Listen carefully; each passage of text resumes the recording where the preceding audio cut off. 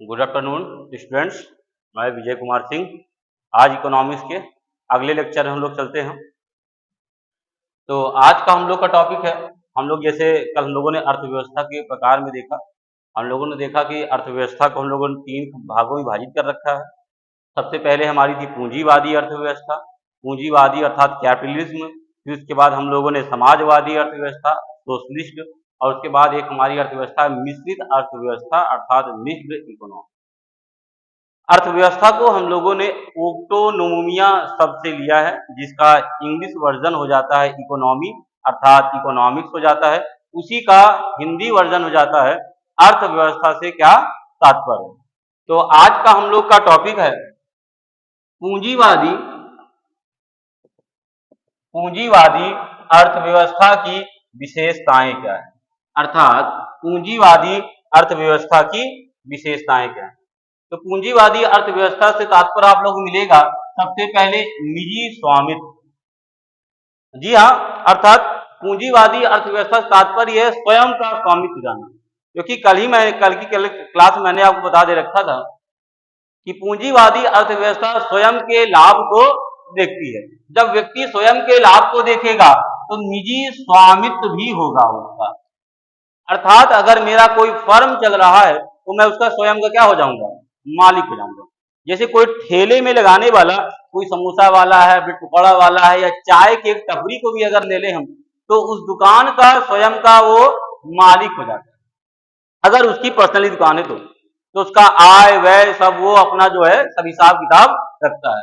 तो पूंजीवादी अर्थव्यवस्था की सबसे बड़ी विशेषता क्या मिलेगी, व्यक्ति क्या होगा, स्वयं का स्वामित्व होगा अर्थात निजी स्वामित्व होगा। आर्थिक स्वतंत्रता, बिल्कुल सही है। जब व्यक्ति स्वयं का मालिक है तो अर्थ अर्थात धन का स्वयं का क्या हो जाएगा, मालिक हो जाएगा। उसका आय कितना आ रहा है, नुकसान कितना हो रहा है, उसका लाभ कितना % है, तो आर्थिक उस व्यक्ति को क्या मिलती है, स्वतंत्रता प्रदान मिलती है। और जब आर्थिक स्वतंत्रता प्राप्त हो जाएगी तो व्यक्ति स्वयं की आय और व्यय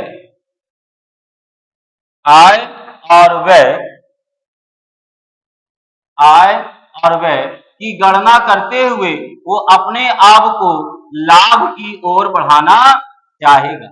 जब वो स्वयं का स्वामित्व है, आर्थिक स्वतंत्रता प्राप्त है, तो लाभ की प्रवृत्ति को प्राप्त करते हुए वो आय व्यय की गणना करते हुए किस ओर जाएगा, लाभ की ओर जाएगा।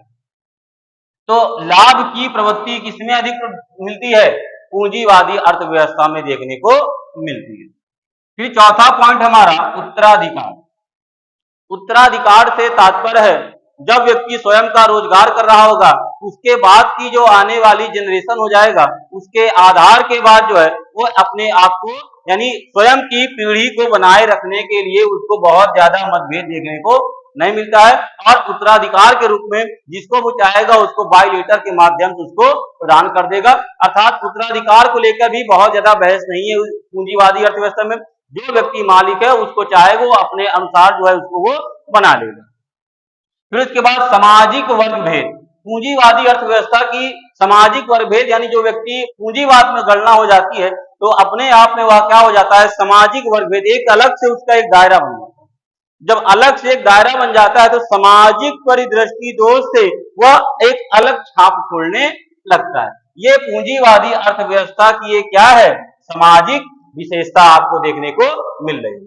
अब हम लोग चलेंगे पूंजीवादी अर्थव्यवस्था के लाभ क्या है, यानी उसके प्रमुख बिंदुओं में व्यक्ति को यानी जो जिसकी भी इकोनॉमी है उसको किस प्रकार से उसको लाभ मिल सकता है।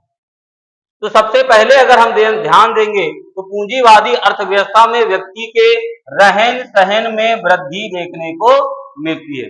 अर्थात व्यक्ति के जीवन में रहन सहन का दायरा परिवेश क्या हो जाता है, बढ़ जाता है, क्योंकि उसकी आर्थिक स्वतंत्रता प्राप्त है। और जब आर्थिक स्वतंत्रता प्राप्ति होगी तो अपने हिसाब से घर बनाएगा, अपने हिसाब से हर चीज मेंटेन करेगा, वाहन हो, कपड़ा हो, अपने आप को मेंटेन करना हो, अपनी आर्थिक नियोजन को बढ़ाना हो, तो उसका रहन सहन का जीवन स्तर क्या हो जाएगा, बढ़ेगा।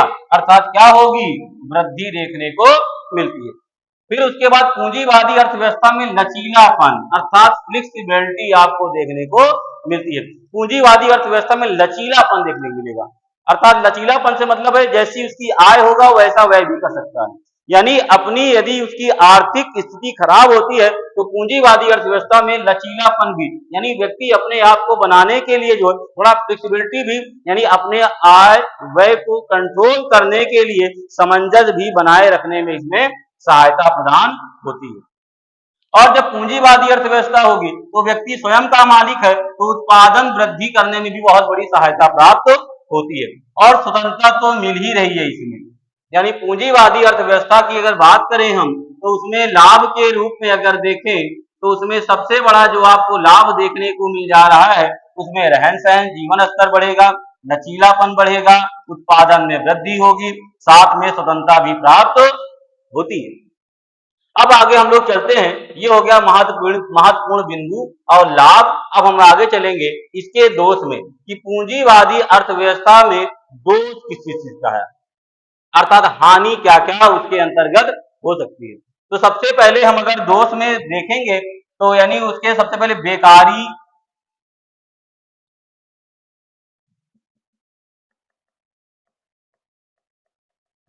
का भय बन जाता है। यानी महत्वपूर्ण बिंदु में देखेंगे तो बेकारी का भय बनने लगता है। बेकारी का मतलब कभी भी उसकी आय व्यय का डिक्रीज या इंक्रीज हो सकता है, तो इसीलिए वह कभी भी बेकारी अर्थात बेरोजगारी का भय उसके अंदर वो बना रहता है। जैसे एक चाय का ठेला लगाने वाला है तो कभी मान लो उसकी दुकान चली, बारिश बहुत ज्यादा हो गई, आज कस्टमर नहीं आया, तो हो सकता है कभी उस स्थान पे कुछ और बनने लगा तो उसको स्थान ट्रांसफर करना पड़ेगा। उसकी वजह से एक डर बना रहता है व्यक्ति के अंदर, कहीं बेकारी न हो जाए अर्थात बेरोजगार ना हो जाए, बेरोजगार ना हो जाए, बेरोजगार ना हो जाए। फिर उसके बाद आय व्यय के वितरण में असमानता, बिल्कुल सही है। यानी आय और व्यय यानी इनकम और उसके आय और व्यय में इनकम और उसके वेस्ट में जो है डिसक्वालिटी आपको देखने मिलती है, यानी असमानता देखने को मिलती है। कभी कभी हो सकता है सेलिंग बहुत ज्यादा बढ़ जाए, कभी कभी सेलिंग बहुत ज्यादा घट जाए, तो असमानता देखने को आपको मिलती है। इसमें असमानता है आय और व्यय में आपको देखने को मिलेगी। फिर उसके बाद आर्थिक अस्थिरता, बिल्कुल सही है। जब बेकारी का डर बना हुआ है, आय व्यय के वितरण में असमानता देखने मिल रही है, तो आर्थिक असमानता तो बिल्कुल आ जानी है, अर्थात धन का अस्थिरता आ जाना, यानी स्टेबल ना हो जाना, किसी न किसी प्रकार से भय उत्पन्न हो जाना कि कभी भी बेरोजगार हो सकते हैं, कभी भी आपका व्यापार ठप हो सकता है। तो उस स्थिति में कैसी स्थिति बन जाएगी, आर्थिक भय की भी स्थिति बन जाती है। कृत्रिम आर्थिक अभाव, यानी कृत्रिम यानी आर्टिफिशियल रूप से जो इकोनॉमी है उसका इफेक्ट आपको देखने को मिल जाता है। जब पूंजीवादी अर्थव्यवस्था हो जाती है, व्यक्ति व्यक्तिगत लाभ को देखने लगता है, उसमें आर्थिक रूप से यानी आर्थिक रूप में कृत्रिम यानी आर्टिफिशियल चीजों का अभाव देखने को मिलता है। तो एक बार 30 सेकंड में फिर से हम लोग देख लेते हैं कि पूंजीवादी अर्थव्यवस्था की विशेषता क्या है।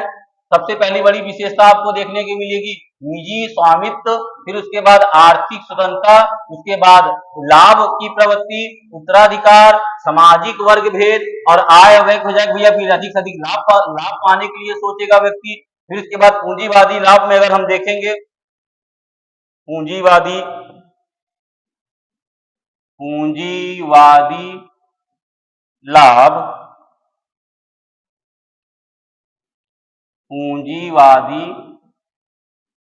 लाभ,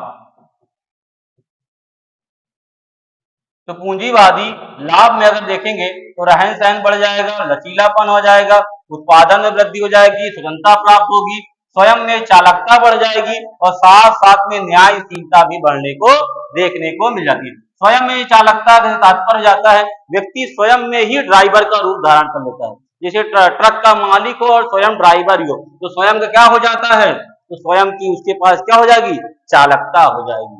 न्यायशीलता, क्योंकि स्वयं के ही मालिक है, स्वयं की ही पूंजी है, तो अधिक से अधिक अपने अपने साथ तो बेईमानी करेगा नहीं, तो न्यायशीलता आपको देखने को मिलती है। फिर इसके बाद हम लोगों ने देखा दोष के रूप में देखा, कहीं बेरोजगारी का डर न बन जाए, कहीं आय व्यय का वितरण क्या समांतर हो जाए, आर्थिक स्थिति, आर्थिक अस्थिरता और कृत्रिम आर्थिक अभाव देखने को आपको मिलता है। तो ये रहा आपका कैपिटलिज्म अर्थात आपकी पूंजीवादी अर्थव्यवस्था। कल हम लोग इसके अगले भाग में चलेंगे समाजवादी अर्थव्यवस्था अर्थात सोशलिस्ट इकोनॉमिक्स में हम लोग चलेंगे। ठीक है विद्यार्थियों, उम्मीद है आपको सभी कक्षाएं समझ में आ गई हो। जिसको ये कक्षाएं नहीं समझ में आ रही हो, इसके पिछले वीडियो में जाके पूरी कक्षाएं को आप ध्यान से एक बार रिवाइज करिए। आपका प्री एग्जाम लगा हुआ है, सेशन एग्जाम लगा हुआ है, तो अधिक से अधिक विद्यार्थी आए और लाभ लें क्लास का, और जो लोग क्लास मिस हो गई है वो पीछे जाके वीडियो को एक बार रिवाइज करें। थैंक यू विद्यार्थियों, जय हिंद।